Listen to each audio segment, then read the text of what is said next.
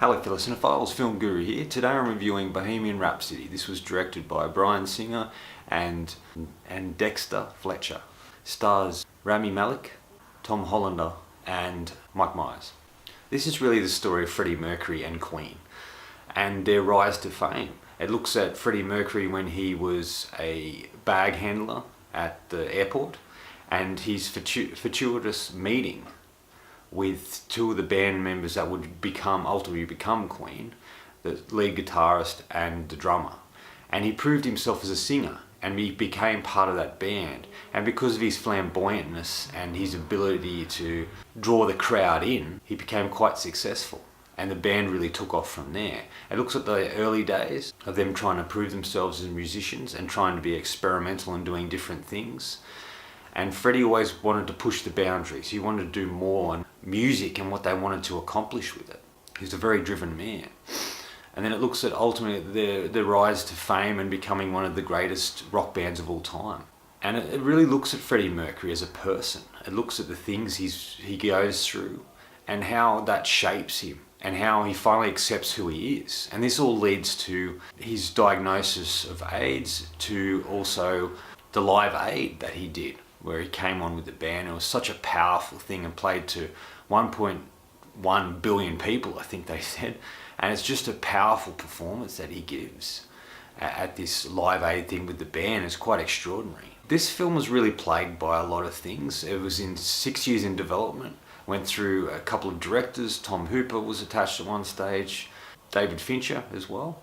And it's finally ended with Bryan Singer, but ultimately Bryan Singer, due to his antics and disagreements with the producers, he was ultimately fired and wasn't able to complete the film that he started out to make. And they brought on Dexter Fletcher, who had previously done Eddie the Eagle, and he sort of finished off the film. But the credit ultimately went to Bryan Singer because he did most of it, but I think really they should be both credited because they both added something to this film. I really like the look and feel of this film. I think Bryan Singer had put his flair to it. There's a variety of really great camera shots and ideas that he's put into it. It's beautifully shot. There's a great sequence at the start where Freddie is ultimately waking up. We only see him from behind, we don't see his face. And he's waking up and going to what we gathered as a Live Aid concert. It's just well shot, close up with the sunglasses and faces and bits and pieces, and it's just really well put together, and I was really impressed with what I did see at the start. And this film is filled with that. It looks really nice. The music is really fantastic. That's the real draw card of this film. And if you're a fan of Queen music, you'll really love it. It's just really powerful and really well put together. And the film goes through and shows how particular songs were created, such as We Will Rock You and a variety of others, and especially Bohemian Rhapsody. Now I really want to talk about the acting. I think Rami Malek, or I'm not sure if I'm pronouncing that correctly, did a fantastic job. I think casting someone who isn't really hugely well known, except for his TV series Mr. Robot, he's a rising star.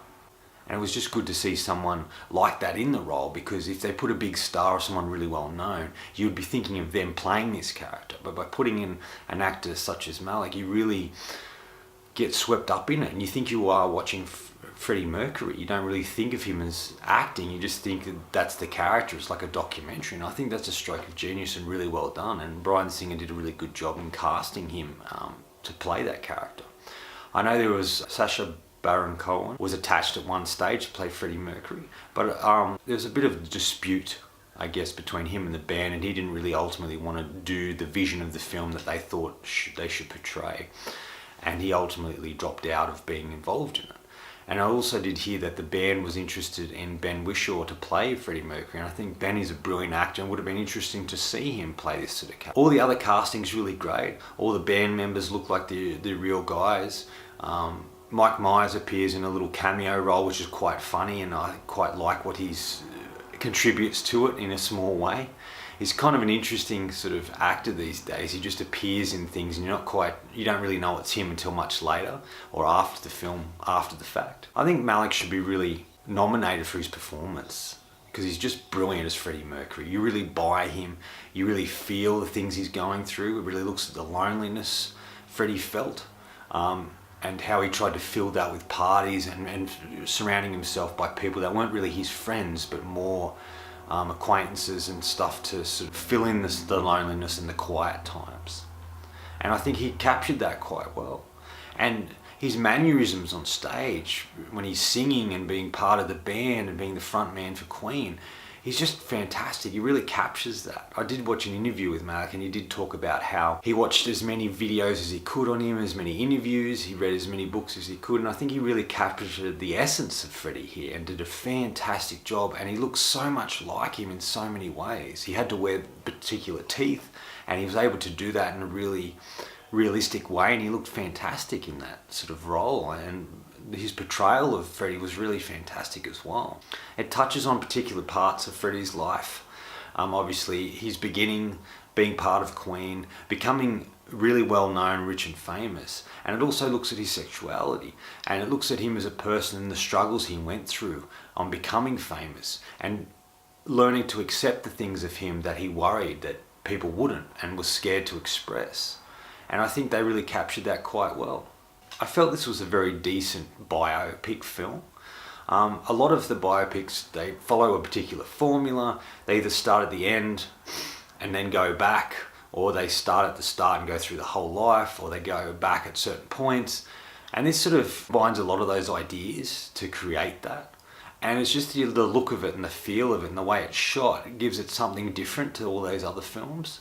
And I was kind of impressed with it. I went in not knowing what to expect, but I heard the film wasn't great, but I knew his performance would be. But I quite enjoyed the movie. I got swept up in it, and I really enjoyed what I did see, and I really liked the characters, and I like what we learned about Freddie Mercury that I didn't know. This film has really interested me in Freddie Mercury now. I want to know more, I want to know who he was. Ultimately, what I really got and enjoyed from this is it stripped down this person, showed him as a man, not just an icon, not just a musician or a rock god. They should have showed him as a person and the struggles he went through, and ultimately accepting who he was and what he felt, and a variety of things in his life that he had struggled with. And by the end of the film, he really is who he is, you know what I mean? And he goes into this Live Aid concert, which is fantastically shot. It's ultimately copied from the actual Live Aid footage that I have of Freddie Mercury and Queen playing, and they reenact that, and it goes for like a good 10 minutes, and it surrounds those particular songs that made him and the band really famous. And I quite liked that. And I thought that was a great way to go out with that sort of character. I thought that was a great way to go out, seeing this band play quite an extraordinary song and something they hadn't played together for quite some time. I also like the fact it looks at his loneliness that he felt. And this is something that rock stars, we don't see a lot of in movies. You know, they're surrounded by a lot of friends and they have riches and all this sort of stuff. And this sort of shows that even though they have all of that, they can still be lonely. They can still surround themselves with people that aren't good for them because of the loneliness that they feel. He was a very driven man. He set out to accomplish something and he accomplished it.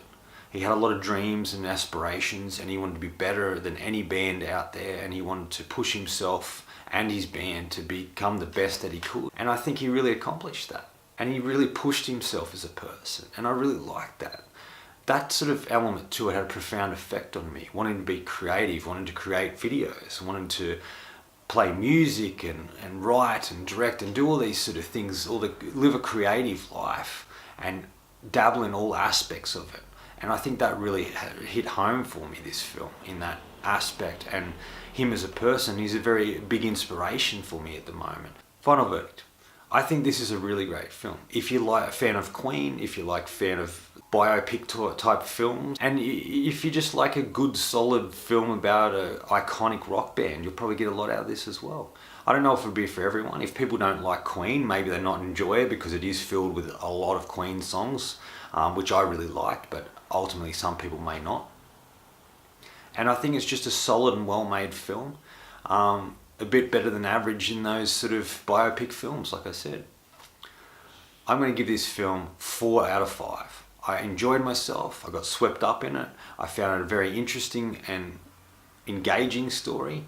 And it was really interesting to see Freddie Mercury portrayed on screen in such a way, and to see the Queen and how they accomplished what they did. I thought it was just fantastic. Anyway, that's all from me today, and that's the review I'm going to be doing. The next couple of reviews are going to be Suspiria and Boy Erased, which are coming out next week, and I'll try and see them and get those reviews up as quick as possible. Look, I've decided to try and revamp the channel a little bit. I'm going to be changing the name to SKL Creative Media, which is my initials, because I want to put more on this channel besides movie reviews and book reviews. I really want it to be videos from my life, experiences that I have, thoughts I have on things I've been through, some ideas, some other creative outlets, and a variety of things that I want to put into this channel, and a variety of different videos. I ultimately want it to become something much more than just video reviews and movie reviews. I'll still be doing those, absolutely, because I love film and I definitely want to be talking about particular films. But I really just want to start putting different videos on here, more based on life, and I want it to be more about ultimately stripping it bare and just being a channel that I put videos up on. Short films, my thoughts on things, experiences I had, travel videos, a variety of other things that I want to put on there, and I really want it to be much more than just a film review channel. I'm going to start doing that in the next few weeks, I guess. I need to come up with obviously a logo and a different thing, but I'll let you know as things change and evolve, and I will be implementing this in the near future. And lastly, I just want to say thank you for all my subscribers, for all the people who watch my reviews. I hope they're getting better and better. Anyway, thank you for watching. Until next time, enjoy the movies.